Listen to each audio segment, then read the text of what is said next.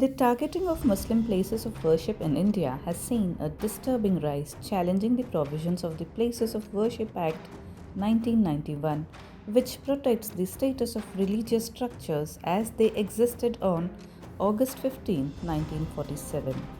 This trend gained momentum following the Babri Masjid demolition in 1992, which set a precedent for tribunal claims over historic Islamic sites. The Gyanwapi Mosque in Varanasi and the Shahi Eidgah Mosque in Mathura are prominent examples where petitions have been filed asserting that these structures were built over pre-existing temples. The latest addition to this list is the Ajmer Sharif Dargah, one of the most significant Sufi shrines in India. A local court in Ajmer has accepted a petition filed by Hindu Sena National President Vishnu Gupta claiming that the Ajmer Dargah, the tomb of Sufi saint Khwaja Moinuddin Chishti, is actually a Shiv temple.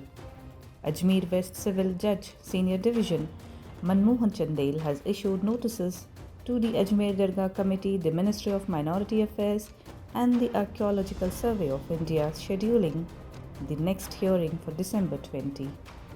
The petitioner has demanded a detailed survey of the shrine, alleging it was built over a pre-existing Shiva temple. Gupta cited historical references including writings by Harbilas Sarda, a prominent judge and historian during British rule, who claimed that a Shiva idol once existed in the Dargah cellar and was worshipped by Brahmins. He further claimed that the structure of the Dargah resembles other disputed sites like those in Kashi and Mathura, asserting that Hindu and Jain temples were demolished to construct it. The petition also demands that the Dargah's registration be cancelled, declaring it a Hindu temple, and that Hindus be allowed to worship there. This petition follows a similar suit filed in September, which was dismissed. However, this latest plea has reignited debates over the heritage of Ajmer, a city known historically as Ajay Meru, with some local politicians pushing for its ancient name to be reinstated. Sayyid Sarwar Chishti, custodian of the Dargah, dismissed the allegations, calling them an attempt to provoke communal hatred. He reiterated that the Ajmer Dargah has always been a site of inclusive worship, attracting devotees from all religions.